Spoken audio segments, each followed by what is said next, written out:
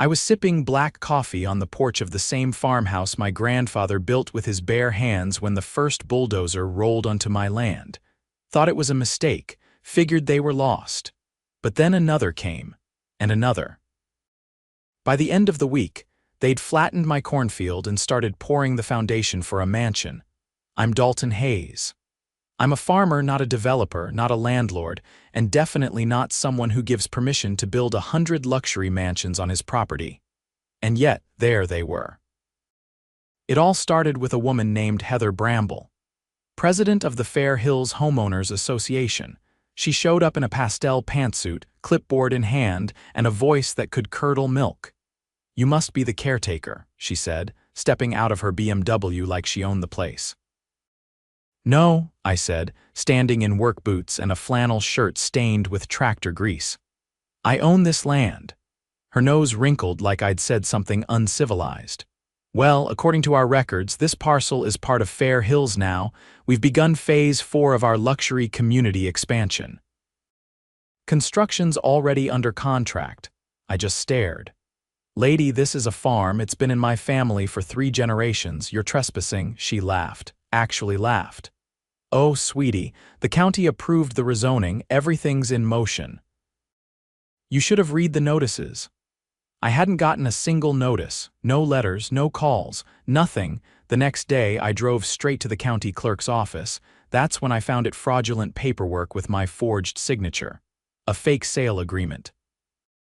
A rezoning petition with names that didn't exist. Every document tied back to Fair Hills HOA and their president, Heather Bramble. I confronted her while she was touring the model mansion they'd already finished on what used to be my soybean patch. "You forged documents and stole my land." Heather barely glanced at me. "Dalton, darling, you really should have hired a lawyer before now. Maybe then you'd understand how these things work."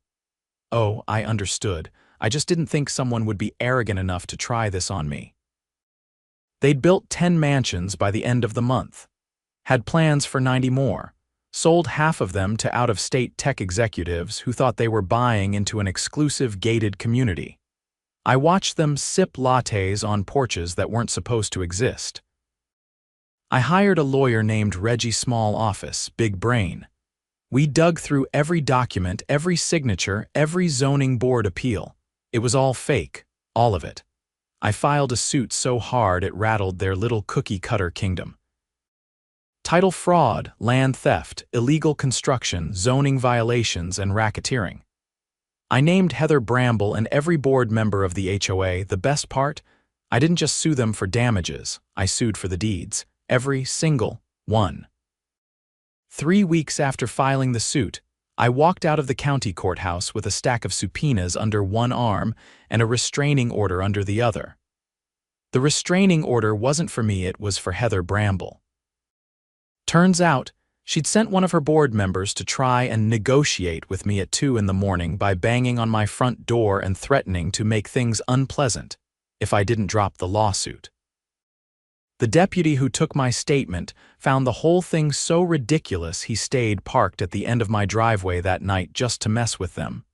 Reggie and I knew we'd stirred the hornet's nest, but we weren't just poking it, we'd set it on fire. We didn't start with Heather. We started with the county zoning commissioner, a guy named Lewis Grant. He'd signed off on every permit, every land use change, every suspicious approval stamp that let Fair Hills bulldoze my fields.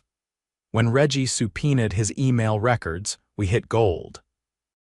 Dozens of messages from Heather and her vice president, Todd Kinley, promising him preferential access to a lakeside home once construction was complete. One message even offered to cover campaign contributions if he fast-tracked the rezoning paperwork. Bribery, plain and simple.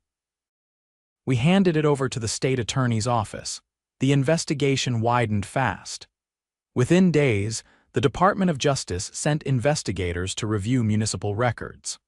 I watched from my porch as 2 black sedans rolled up to the HOA's temporary office, tucked into the first mansion they'd built. Agents in windbreakers carried out boxes of documents while Heather stood on the lawn pretending to look confused. She tried to talk to the press that afternoon, but every question made her jaw tighten just a bit more. Meanwhile, Reggie filed a motion to freeze all HOA assets. Bank accounts. Construction contracts, sale agreements. We argued that everything they built sat on stolen land based on false pretenses and criminal activity. The judge granted it. That meant no more closings, no more construction work, no more HOA dues collected from the people already living in those houses. The residents weren't happy. I didn't blame them. They'd bought into a lie, thinking they were moving into some exclusive community. Instead, they got yellow caution tape around their driveways and a pending federal investigation. One of them, a retired Air Force colonel named Rick Holloway, showed up at my place with a bottle of bourbon and an apology. "I thought you were the troublemaker," he said, setting the bottle on my table. "Turns out, you're the only damn reason we might keep our homes." I didn't drink with just anyone, but I made an exception for Rick. He'd already started organizing the other residents, digging into HOA bylaws and demanding an emergency meeting to remove Heather and her board. They'd tried to block it, of course, claiming the rules didn't allow for sudden leadership changes. But Rick brought in a lawyer of his own, a former JAG officer with a degree in contract law, and together they found the loophole. If 1/3 of the residents petitioned for a vote, the board was required to hold one within 10 days. They got half the neighborhood to sign in under 48 hours. When the meeting finally happened, Heather tried to run it like nothing was wrong. Dressed in a silk blazer and pearls, she stood in front of a projector screen with a slideshow titled Future Growth and Vision. Rick didn't even let her start. "This isn't a vision meeting," he said, stepping in front of the projector so her screen turned into a silhouette of his back. "This is a vote." Heather's voice cracked. "You don't have the authority to hijack this meeting. We have 47 signatures," Rick said, holding up a clipboard. "You don't get to duck the charter now." The vote wasn't close. 70% of the homeowners voted to dissolve the board entirely. Heather and the rest were removed on the spot. She left the meeting in a fury, heels clacking across the pavement like gunshots, but that wasn't the end of it. Not even close. The DOJ investigation uncovered something worse than zoning fraud. They traced HOA funds, millions of dollars being funneled through shell companies owned by Heather's cousin in Nevada. Money that was supposed to go toward community maintenance and infrastructure had instead bought luxury cars, vacations, and even a yacht named Covenant Queen. The yacht detail made the local news. It also got the IRS involved. By then, Reggie had filed a motion to expedite the civil case. We argued that the longer the homes sat in limbo, the more families suffered. The judge agreed and fast-tracked us to a hearing. I walked into court in a clean button-down and jeans. Heather showed up in an ankle monitor. It took 3 days for our case to be heard in full. Reggie presented forged signatures, illegal rezoning documents, the bribery emails, and financial records showing embezzlement and fraud. We didn't just prove that the HOA built on my land without permission, we proved they'd built their entire empire on lies. Their defense barely held together. Their lawyer, a sharp-looking guy with too much gel in his hair, tried to argue that I'd failed to respond to notices and missed the appeal window. But the clerk's testimony destroyed that argument. He confirmed under oath that none of those notices were ever sent to me. They'd been mailed to a fake address set up by the HOA. The judge leaned forward, adjusted his glasses, and said, "I'm not just ruling in favor of Mr. Hayes. I'm referring this entire matter to the State Bar, the Attorney General, and the federal authorities for further prosecution." And then, the part I'd been waiting for. "As for the properties in question," the judge said, glancing at the thick case file, "given the fraudulent nature of every acquisition, I hereby transfer deed ownership of all 100 constructed homes to the original landowner, Dalton Hayes." It was silent for a moment. Then Heather stood up and shouted, "You can't do that, that's theft." The judge didn't even look up. "You've got 30 days to vacate your residence, Miss Bramble. After that, Mr. Hayes is legally entitled to reclaim the property. I walked out of that courtroom owning 100 homes I never asked for, but had every right to back at the farm. I stood at the edge of the development mansions lined up like dominoes, quiet and still. Some of the residents had already moved out. Others waited to see what I'd do. I didn't kick out a single person. I met with each homeowner one by one. Anyone who'd bought their home in good faith. I offered them legal ownership through new, clean contracts, no HOA, no hidden fees, no nonsense. I priced them fairly, based on what they'd already paid, and put every dollar toward restoring the farmland that hadn't been covered in concrete. As for the homes still empty, those went to auction. Every dime went into a community trust. Rick helped me set up a new neighborhood council, voluntary, not mandatory, and every resident got a vote. Heather's mansion. I bulldozed it myself, didn't even hire a crew. Just took the old John Deere and pushed the whole thing down, one marble countertop at a time. Rick watched from a lawn chair. "You're gonna be a legend around here." I didn't care about that. I just wanted my land back. But if a legend's what it takes to keep people like Heather from pulling this kind of stunt again, I'll take it. I didn't expect to get a visit from the FBI, but 4 weeks after the ruling, 2 agents showed up on my porch with federal badges and a list of questions. They weren't there about the land, they were digging into something bigger. Wire fraud, mail tampering, and a suspicious escrow account the HOA had used to process homeowner payments. Apparently, the account linked back to an offshore bank in the Cayman Islands. I invited them in and poured coffee. Agent Morales asked if I'd ever seen a woman named Teresa Langford. I hadn't. She was listed as the HOA's compliance officer, but no one had ever met her in person. Her signature, though, was on every quarterly HOA financial report for the past 2 years. Agent Morales handed me a photocopy of one of those reports. "We think she's a shell identity, fake, created to funnel money." I studied the signature extravagant loops and a flourish under the G. "You're saying the HOA invented an employee so they could embezzle funds," he nodded. "And we think Heather Bramble used that identity to open at least 3 bank accounts. We have a forensic accounting team tracing the money." Agent Lawrence, the other one, asked if I'd seen any unreported cash transactions during the construction. I hadn't touched the project until after the court ruling, but I did remember a few things from the site logs. I gave them access to everything. 3 days later, the story broke on national news. Luxury community scandal tied to financial fraud, fake employees, and international money laundering. The headline read, "Turns out, Heather hadn't worked alone." Todd Kinley, the HOA vice president, had been running a side hustle. He'd sold contracts for premium lot placements to multiple buyers for the same lot, collected deposits, and disappeared the funds. When the buyers showed up months later to find someone else living in their dream home, they were told to take it up with the board. Most gave up.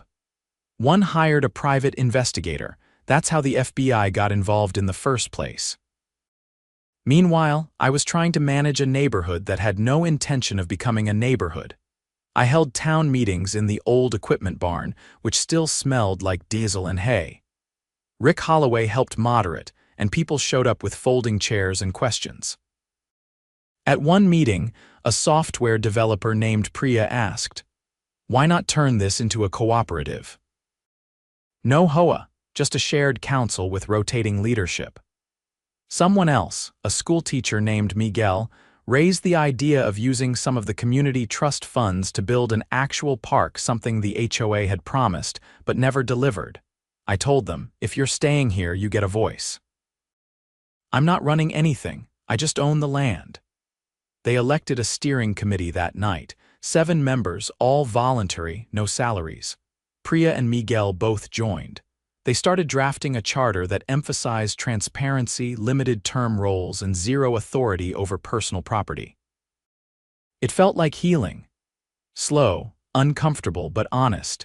Then a letter arrived from a law firm in Chicago claiming to represent disenfranchised investors who had purchased stakes in the HOA's development plan. The letter demanded restitution or ownership of at least 20 properties. They included a list of lots, some of them already occupied by families. Reggie reviewed the documents and nearly choked on his sandwich. These guys bought shares in a Ponzi scheme, and now they want the real estate equivalent of a refund.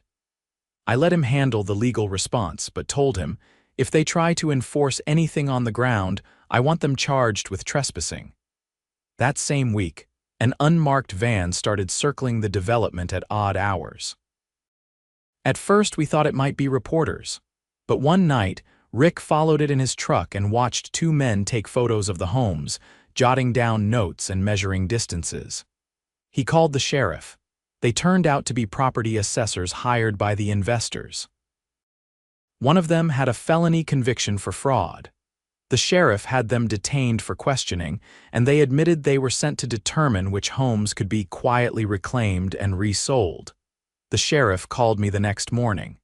"You've got vultures circling, Dalton. You want me to post a car out there?" "No," I said, "but I want a no trespassing sign on every lot, and anyone who sets foot on these properties without permission, I want prosecuted."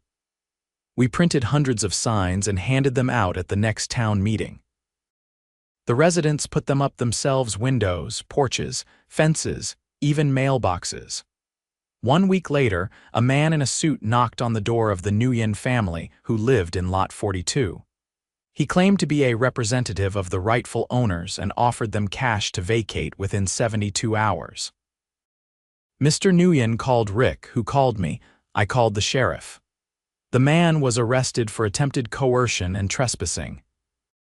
His phone contained texts from one of the Chicago investors instructing him to start soft, escalate if needed.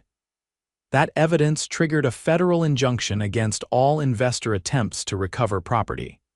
A judge barred them from further interference pending criminal investigation.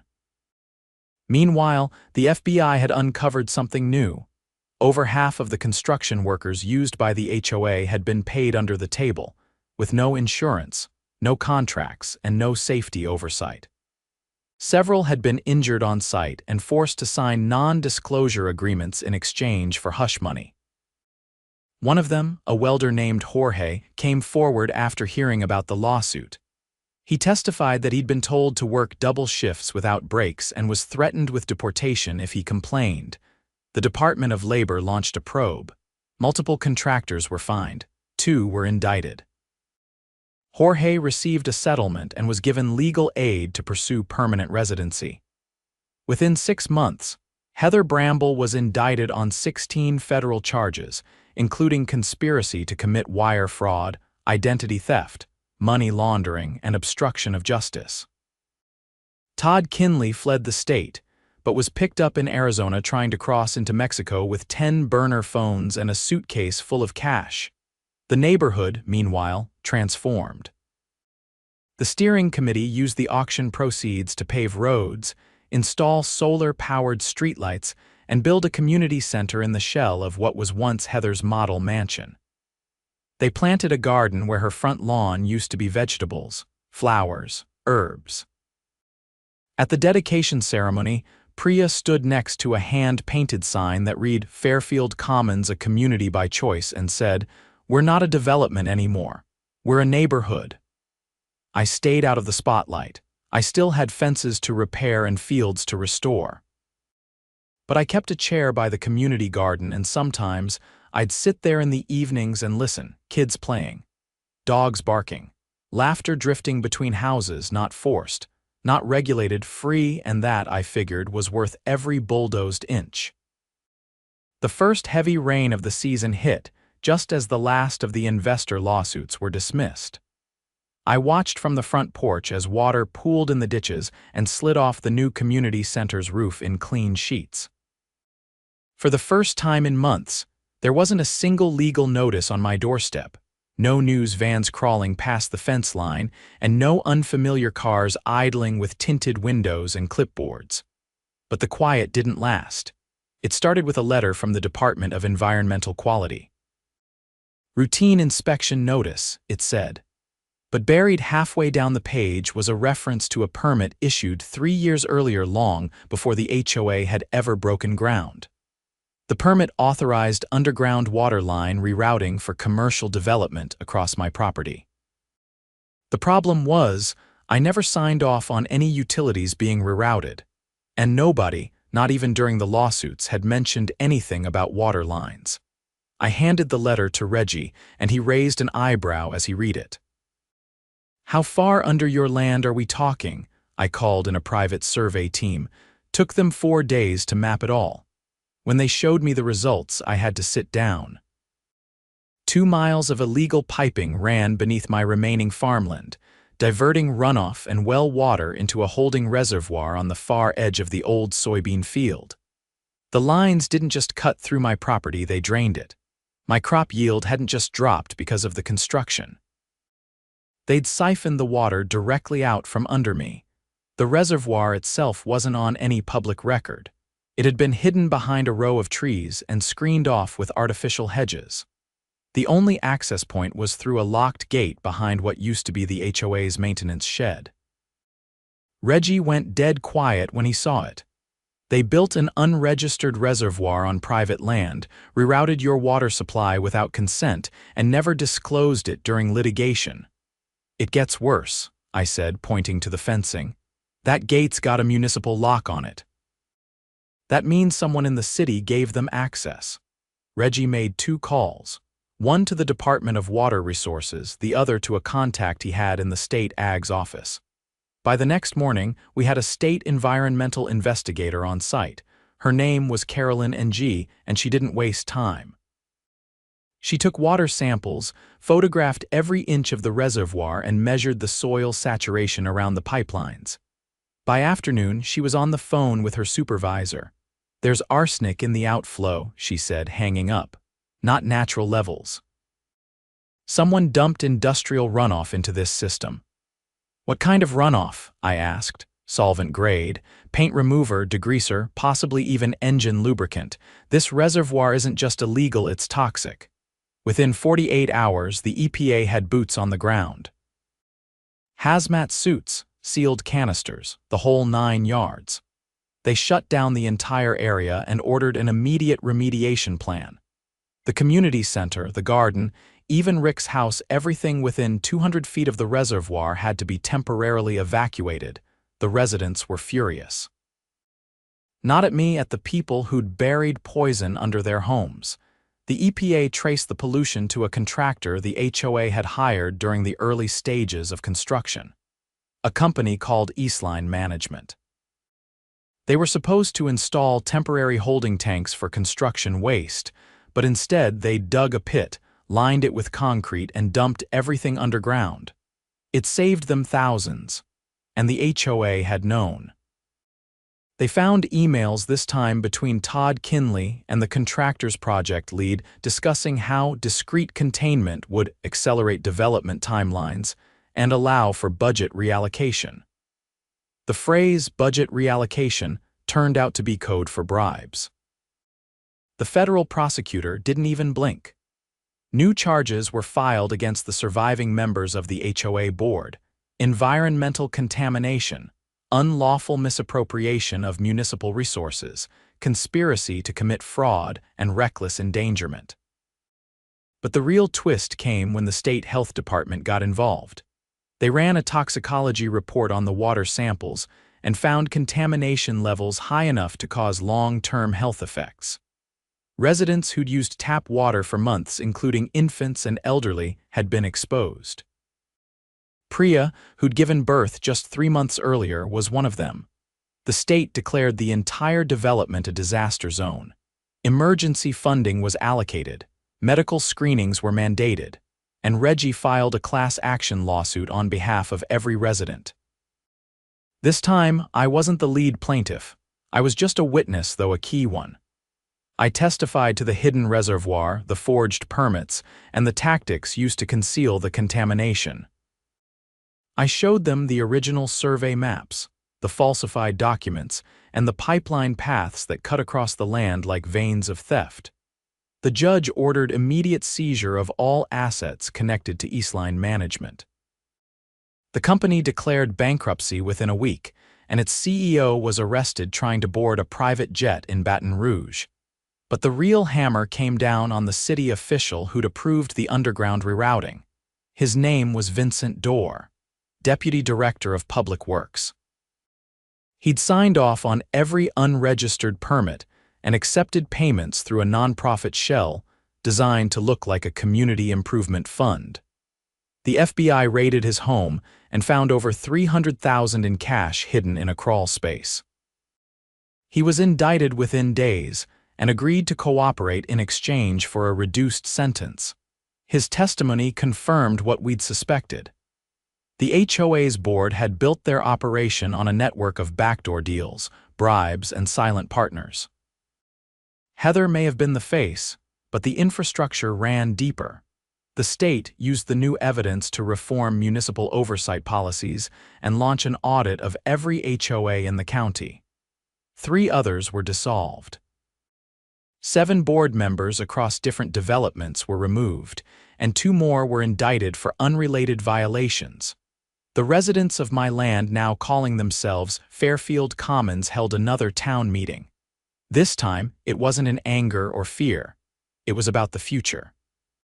They voted to establish an independent water system, funded by the class action settlement. They chose to convert the contaminated reservoir into a protected wetland once cleaned. And they passed a resolution banning any future HOA or similar governing body from establishing authority over the land without unanimous consent. Rick stepped down from the steering committee, citing the need for fresh leadership. Priya was unanimously elected to take his place. Miguel, the teacher, proposed a neighborhood mentorship program for students interested in environmental science. Jorge, the welder, was hired to help install the new solar-powered filtration system. I didn't speak at the meeting. But when it ended, Priya handed me a wooden plaque carved by Miguel's students. It had a single sentence etched across the top: "This land stands because someone stood for it." I hung it on the barn wall, right above the old radio that still picked up weather reports and classic country.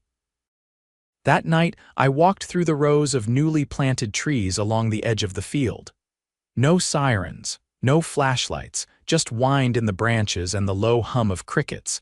The land was mine again, but more than that, it was finally right. And for the first time in a long time, I slept without wondering what would be taken next.